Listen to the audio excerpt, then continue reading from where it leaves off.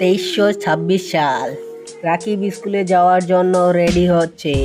খুব চিন্তায় আছে সে, কারণ মায়ের কাছে শুনেছে 2 দিন পরে তাকে মেয়ে পক্ষ দেখতে আসবে। লেখাপড়া আর না হতে পারে তার। আইপ্যাডটা হাতে নিয়ে হাঁটতে লাগলো সে। তখনই তার দাদুর কথা মনে পড়ে গেল।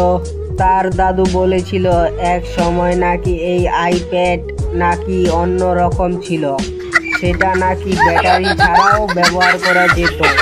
সেটাকে সবাই আদর করে বই বলতো, কিন্তু কালের পরিবর্তনের ফলে বইয়ের জায়গাটা দখল করে নিয়েছে আইপ্যাড। এসব ভাবতে ভাবতে রাস্তায় এসে দেখে রাস্তায় একটাও হেলিকপ্টার নেই।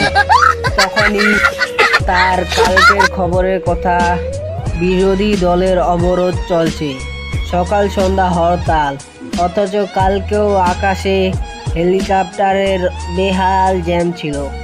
আর আজকে হঠাৎ আকাশে কোনো হেলিকপ্টার উঠছে না। মন খারাপ করে বাড়িতে চলে গেল। 2 দিন পর রাকিবকে মেয়ে পক্ষ দেখতে আসলো। রাকিবের মা রাকিবের বাবাকে বলল, তোমার ছেলেকে তাড়াতাড়ি রেডি হওয়ার জন্য। রাকিবের বাবা রাকিবের রুমে আসে, রাকিবের কাঁধে হাত রেখে বলল, বাবা জলদি রেডি হয়ে নে, মেয়ে পক্ষ বসে আছে তোর অপেক্ষায়। রাকিব তখনই তার বাবাকে জড়িয়ে ধরে কেঁদে দিল, বলল, বাবা, এ বিয়ে আমি করব না। আমি লেখাপড়া করতে চাই, আমি নিজের পায়ে দাঁড়াতে চাই। কিন্তু তার বাবা তাকে সান্ত্বনা দিয়ে বলল, কি করবি বাবা বল? অবলা পুরুষ হয়ে জন্মালে কিছুই নিজের ইচ্ছা মতো হয় না। সংসারের সব কিছুই তো তোর মা সামলায়, তার বিরুদ্ধে কি আমি কিছু বলতে পারি? পুরুষের কোনো বল নেই এ সমাজে।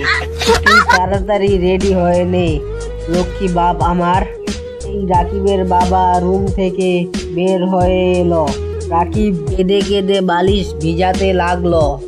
কত আশা ছিল তার, জীবনে অনেক লেখাপড়া করবে, নিজের পায়ে দাঁড়াবে।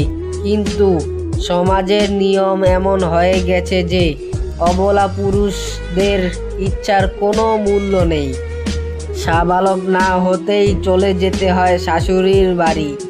এখন তার দাদুর কথা মনে পড়ে গেল। তার দাদু বলেছিল,